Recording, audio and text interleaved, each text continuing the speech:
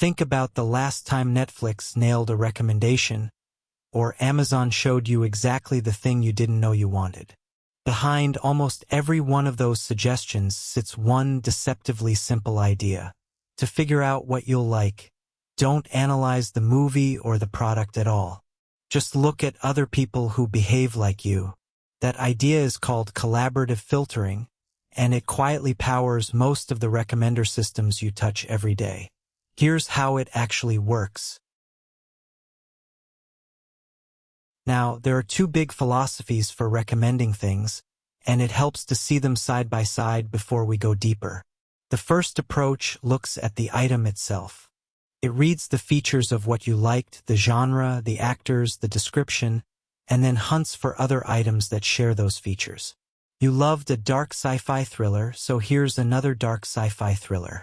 Sensible, but it never learns from anyone else's taste, and it can only recommend more of what you already know you like.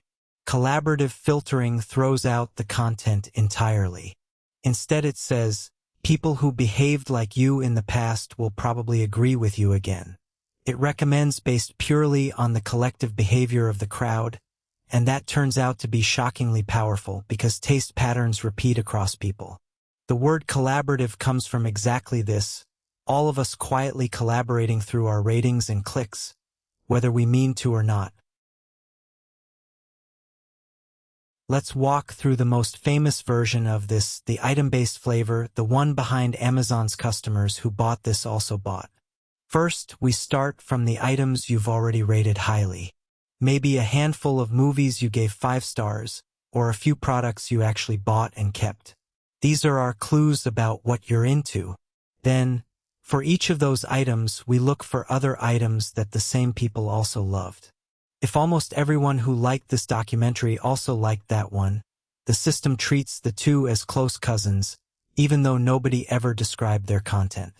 Next, we rank all those candidate items by how strongly they're connected to the things you already enjoyed. The tighter the overlap in the crowd's behavior, the higher an item climbs up your list. Finally, we hand you the top few off that ranked list. And notice what never happened. We never read a plot summary or a spec sheet, and we never asked the system to understand a single thing about the movies. The whole recommendation came purely from patterns in who liked what, borrowed from thousands of people you'll never meet. So why has this idea stuck around for decades? 3 properties really define it. Interaction data is all it needs. The engine runs on a giant grid of who rated or bought what and nothing else. It doesn't require a single tag, description, or feature about the items, which is why it works even for products nobody has bothered to describe. User-based and item-based are the 2 classic flavors. One finds people similar to you and borrows their favorites. The other finds items similar to yours through shared fans. Item-based tends to win at scale because items change far more slowly than moods. Cold starts and sparsity are the famous weak spots. A brand new user or product has no history to compare against, and most people have rated only a tiny slice of the catalog.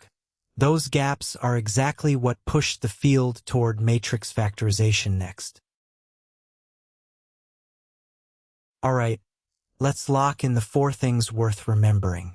Collaborative filtering recommends by leaning on the behavior of similar users, not on any features of the items themselves. Comes in 2 classic forms: user-based, which finds people like you, and item-based, which finds items liked by the same crowd. Everything runs off one thing, the user-item interaction matrix of who rated or bought what, so it needs 0 content about the items. Its real weaknesses, cold start and sparsity, are what motivated the smarter methods that followed. If you enjoy having these ideas untangled in plain English, Standarity.com is where we do exactly that, one concept at a time. See you there.